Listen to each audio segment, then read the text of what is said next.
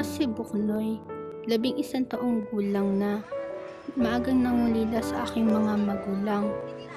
Nalulungkot ako dahil ako lang mag-isa sa amin. Wala na akong kasama sa buhay. Kaya naiinggit ako sa mga batang mayroong mga magulang.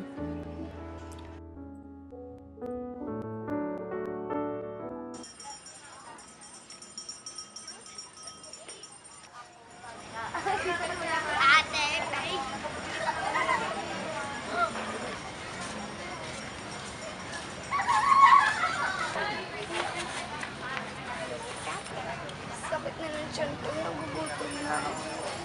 Nagugutom na ako, kailangan ko na lang makakain.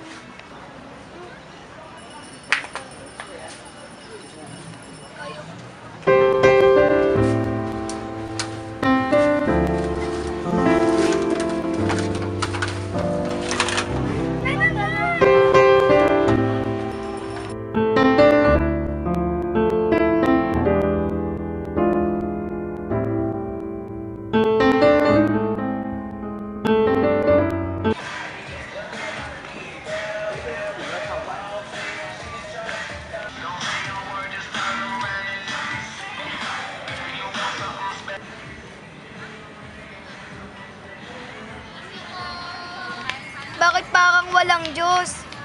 Pinabayaan lang nila ako. Walang nagmamahal sa akin. Galit ako sa'yo. Wala akong Diyos! Wala!